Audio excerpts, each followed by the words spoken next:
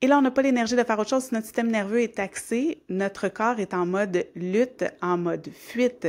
Notre corps n'est pas dans l'imagination de je pourrais intégrer quelque chose de nouveau qui m'amène vers mes rêves. Pas du tout. Votre corps est en mode survie. Votre cerveau aussi est en mode survie. Alors, l'importance de venir travailler à réguler son système nerveux pour ensuite pouvoir s'aligner et vivre la vie de ses rêves, puis que finalement, ce qu'on fait, ça nous nourrit. Bienvenue à la toute première saison du podcast Coco Latte Talk. Ici Marie-France, journaliste devenue ostéopathe et naturopathe, ainsi que professeure de yoga et de pilates. Cette dernière décennie, mon combat contre la maladie m'a plongée dans une quête, celle de retrouver ma santé et ma vitalité à travers une approche holistique. J'aide aujourd'hui les femmes à reconnecter à la sagesse de leur corps et à optimiser naturellement leur digestion, leur niveau d'énergie et leur remise en forme. Préparez-vous un bon latte et installez-vous confortablement pour cet épisode. Salut les beautés, re-bienvenue sur le Coco Latte Talk. Alors aujourd'hui, je réponds à la question comment j'arrive à tout faire? Je pense que c'est la question que j'ai le plus souvent. C'est comme, mais tu fais tellement de choses. Donc oui, je suis naturopathe, ostéopathe. J'ai mon bureau de ce côté. Je suis en train également de faire mon projet de recherche en ostéopathie. J'ai mon studio virtuel Namasté Coco Latte où j'enseigne du yoga, du pilates, plein de trucs de bien-être, de neurohacking. J'ai également mon studio de Reformer à la maison. Donc j'enseigne du pilates sur Reformer. Bref, j'ai fait beaucoup de choses et les gens me disent, mais comment t'arrives à tout faire? Alors, la réponse simple, j'ai un système nerveux régulé, tout simplement. Et ça me permet d'avoir l'énergie essentielle pour mes rêves. Parce qu'on ne le réalise pas, mais souvent, on est taxé au quotidien. On est, par exemple, je vais vous donner beaucoup de choses qui peuvent taxer votre système nerveux, mais on est, par exemple, dans un emploi qu'on n'aime pas et ça vient grandement miner notre énergie. Et là, on n'a pas l'énergie de faire autre chose. Si notre système nerveux est taxé, notre corps est en mode lutte, en mode fuite. Notre corps n'est pas dans l'imagination de je pourrais intégrer quelque chose de nouveau qui m'amène vers mes rêves. Pas du tout. Votre corps est en mode survie. Votre cerveau aussi est en mode survie. Alors, l'importance de venir travailler à réguler son système nerveux pour ensuite pouvoir s'aligner et vivre la vie de ses rêves, puis que finalement, ce qu'on fait, ça nous nourrit. Alors, je vous jase aujourd'hui, qu'est-ce qui vient nuire à votre système nerveux? Puis c'est des choses auxquelles vous pensez peut-être pas nécessairement. Donc, je viens de vous en parler. Un emploi qu'on n'aime pas ou dans lequel on ne se sent pas valorisé, mais c'est sûr que ça vient taxer le système nerveux. On travaille en moyenne 40 heures par semaine, surtout quand on travaille pour quelqu'un d'autre, c'est environ ça. Donc, on travaille pour les autres et ouf! On n'est pas valorisé, on se sent pas bien là-dedans, c'est sûr que ça vient taxer le système nerveux, qu'on se sent pas hot, ça peut amener de la déprime, ça peut amener de se démoraliser puis de se dire, on va passer notre vie là. Alors, l'importance, je sais, on a évidemment à mettre du pain sur la table, mais de voir comment est-ce que je peux commencer à incorporer des éléments. Si votre rêve, par exemple, c'est de partir votre propre business, comment je peux commencer? Soit à mettre de l'argent de côté qui va me donner un coussin financier. Comment est-ce que je peux incorporer plus de ce que j'aimerais? Est-ce que justement, il y a des tâches que j'aimerais faire au travail qui pourraient me valoriser? Alors, d'y aller, de travailler déjà à partir de ce qu'on a, mais d'ouvrir la porte à, OK, qu'est-ce que je veux réellement? Ce serait quoi un emploi qui me valorise? Et de se questionner par rapport à tout ça. Et déjà, ça va mettre le cerveau. Quand on pose des bonnes questions au cerveau, notre cerveau veut travailler pour nous. Donc, poser les bonnes questions au cerveau, de se dire, OK, je vais trouver une façon de finalement me valoriser à travers mon travail. Il y a également des relations conflictuelles. Ça, c'est un grand stresseur, que ce soit avec sa famille, avec son conjoint, au travail, avec les amis. Des relations conflictuelles, on se co-régule aussi en communauté, il y a cet aspect-là, mais parfois, des gens autour de nous, qui eux ne sont pas bien régulés, viennent un petit peu nous déréguler. Donc, de ne pas hésiter à aller chercher de l'aide, à aller chercher une thérapeute de couple, par exemple, à aller chercher une psychologue, de travailler aussi sur soi. Et naturellement aussi, quand on travaille sur soi, ça commence à faire du ménage un peu autour de nous, tranquillement. Et de se demander, quand on est allé chercher de l'aide, qu'on a adressé la situation avec les personnes concernées, si ces personnes-là restent sur leur position, que ça continue à générer des conflits, peut-être, on est dans une saison d'automne, peut-être que cette relation-là me sert plus vraiment, peut-être que cette relation-là ne m'élève pas. Donc, l'importance de s'entourer de gens qui nous élèvent. Alors, entourez-vous de gens qui vous supportent dans ce que vous désirez, puis de gens qui surtout vont vous aider à co-réguler votre système nerveux en vous offrant de l'aide, par exemple, le support dont vous avez besoin.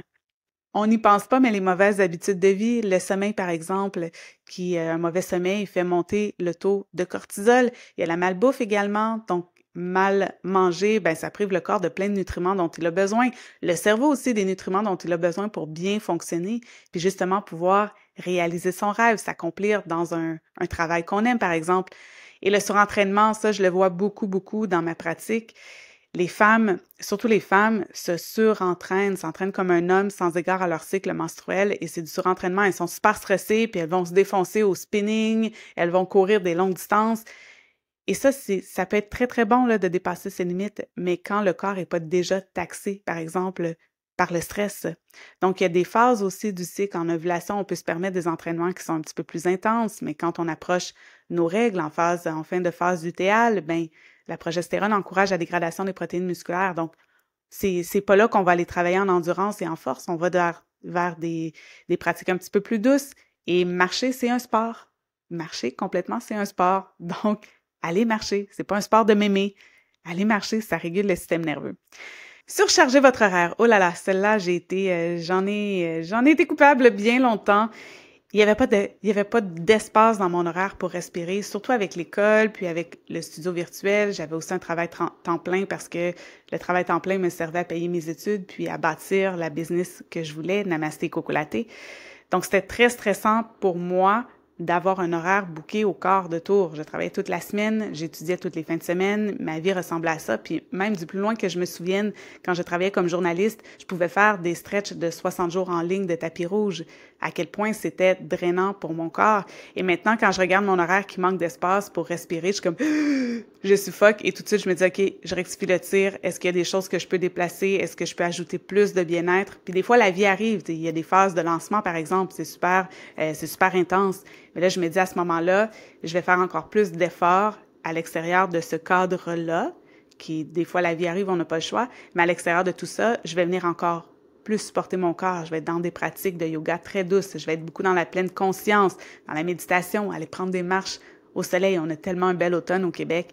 Donc, on profite de tout ça, on vient réguler le plus possible son système nerveux. Et ben là, j'en parle un petit peu, le manque de moments de bien-être à l'horaire. Et souvent, bon, vous savez, je suis pas très fan de dire on coche le bien-être à l'horaire. J'aime ça. Je vous en parlais la semaine passée, justement. Le bien-être, c'est vraiment un mode de vie. Puis on peut pas stresser notre corps vers le bien-être. Fait que des fois, juste d'ajouter une tâche dans notre horaire, une tâche de bien-être, ça devient une source de stress. Puis là, des fois, c'est la première chose aussi qui va sauter de l'horaire si l'horaire est surchargé.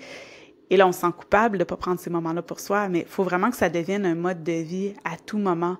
Parce qu'on a 5 minutes entre deux clients, on regarde dehors, on respire, on relaxe, on va marcher un petit peu, on s'oxygène, on boit, on s'hydrate bien. Alors, tous ces petits moments-là, au quotidien, ça fait partie d'un mode de vie. Puis c'est sûr qu'au début, chez des personnes qui n'ont aucune routine de bien-être, on va y aller avec la petite to-do list qu'on ajoute tranquillement, qu'on intègre à une autre habitude de vie pour que ce soit plus facile. Mais en bout de ligne, il faut que le bien-être devienne vraiment un mode de vie, puis c'est là que ça va vous supporter dans vos rêves. Le mindset négatif ou le discours interne dégradant, on le réalise pas, mais c'est souvent les mêmes pensées qui tournent en boucle dans notre tête et ce sont pas toujours des pensées qui nous élèvent. Et de se demander, est-ce que je parlerais comme ça à ma meilleure amie, à mon conjoint, ma conjointe, ou pas? Puis de se dire, OK, mais si je dirais pas ces choses-là, pourquoi je me les dis à moi-même? Puis est-ce que ces personnes-là me diraient ces choses-là? Donc, de travailler à avoir la pratique de la gratitude est extraordinaire pour ça, là, de s'entraîner pour le mindset positif, avoir du positif dans tout. Puis, je vous garantis, même dans les pires journées, ça peut être difficile, mais il y en a des moments positifs dans tout ça. Ne serait-ce que de dire, ben c'était une journée difficile, mais j'ai gardé le sourire, puis tout s'est bien passé pour la suite, tu sais. Tous ces petits moments-là, mais de s'entraîner à la gratitude, c'est tellement, tellement, tellement important. Puis plus on s'entraîne à la gratitude, plus aussi on va repérer les choses positives chez soi. On va dire, hey, j'ai réussi à faire ça aujourd'hui. Aïe, c'est tellement un bel exploit. Je suis fière de moi. Alors, de se donner des tapes dans le dos plutôt que des coups de pied au derrière, je prône vraiment ça. Vouloir tout faire. Oh, celle-là, je la travaille encore, je vous l'avoue. Donc, vouloir tout faire, faut apprendre à déléguer. Et c'est difficile. Personnellement, je suis une grande perfectionniste et j'ai réalisé dans la vie, puis j'ai travaillé beaucoup dans la performance et je réalise que mon correct, c'est l'excellent de bien des gens. parce que j'ai des standards très élevés.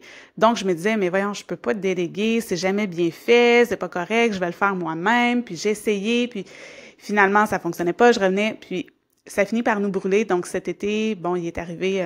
je me disais, je vais revamper mon site web et finalement, c'était pas aussi facile que je le croyais, même si j'avais fait mes précédents. Là, ça fonctionnait pas du tout. J'arrivais pas à l'idée que je voulais. Alors, j'ai lancé un SOS sur mon site. Puis finalement, j'ai une âme extraordinaire qui est venue m'aider. Puis elle a fait ça en 8 heures, ce que moi, ça m'aurait pris des semaines à faire. Donc, mon champ, d'être dans sa zone de génie puis de déléguer là où on n'est pas dans notre zone de génie. Ben oui, je suis capable de le faire, mais ça m'aurait pris des semaines. Puis finalement, en bout de ligne, quand tu regardes ton tarif horaire puis que ça te prend des semaines, tu te dis, c'est pas mal plus rentable d'engager quelqu'un. Moi, je serais pas en train de rager. Je devrais pas mettre de côté d'autres tâches qui sont aussi importantes parce que, bon, cette tâche-là occupe tout mon temps puis c'est pas ma zone de génie. Donc, d'apprendre à déléguer, de dire, OK, ben les choses, tu donnes des commandes claires, au besoin, tu reviens, tu dis, OK, je veux voir ça, je préférerais ça. Et finalement, ben, en bout de ligne, c'est extraordinaire, là, ce qui se passe quand on apprend à déléguer. Puis nous, ça nous permet d'être dans ce qu'on aime faire et dans notre zone de génie aussi. Et enfin, ben c'est sûr que quand tu es aligné avec ta mission de vie, puis mission de vie, là, ça n'a pas besoin, on pense souvent qu'une mission de vie, c'est quelque chose d'extraordinaire, de très grand, à la Mère Teresa. Pas du tout. Une mission de vie, c'est quoi tes dons? Dans quoi t'excelles? T'es bonne à quoi? Puis de se dire, ben OK, super, ça c'est ma zone de génie, c'est ma zone d'expertise, puis je peux aider des gens qui n'ont pas cette expertise-là et qui la recherchent, par exemple. Mais quand on s'aligne avec sa mission de vie, c'est extraordinaire le flot d'énergie qu'on a parce que ça nous nourrit. Donc, par exemple, moi, là, d'aider les femmes à réguler leur système nerveux, à optimiser leur digestion, à retrouver la forme, la vitalité, ça m'allume tellement parce que les petits conseils que je leur donne, les petits ajustements qu'on fait, elles reviennent après ça au prochain rendez-vous. « Oh my God, j'ai essayé ça et c'est extraordinaire, c'est des petits changements qui ont tout changé pour moi. » Je me dis, mais c'est ça le pouvoir. Et je sais que ces femmes-là se mettent à rayonner parce qu'elles se sentent bien dans leur peau, que leur système nerveux est régulé, puis en retour, ben, elles rayonnent sur tout le monde autour. Donc, de s'aligner avec sa mission de vie, ça nous supporte dans l'accomplissement de nos objectifs. Ça nous donne tellement d'énergie.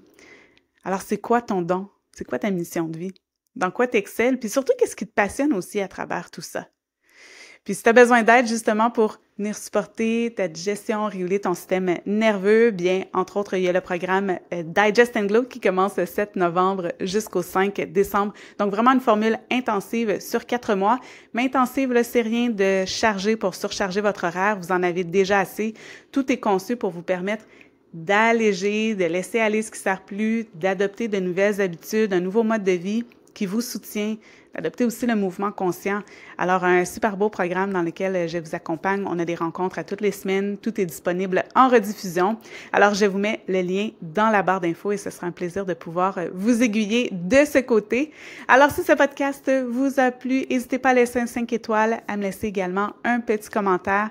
Chacune de vos actions permet à mon podcast de se démarquer et je peux continuer à vous donner plein de conseils ici sur ce podcast. Alors sur ce, on se retrouve la semaine prochaine. Je ne suis pas médecin, je ne propose donc pas de diagnostic ou de plan de traitement. Je ne corrige pas non plus de déficiences de la santé. Les informations contenues dans ce podcast sont uniquement à visée éducative. Consultez toujours d'abord votre médecin pour toute question relative à votre santé.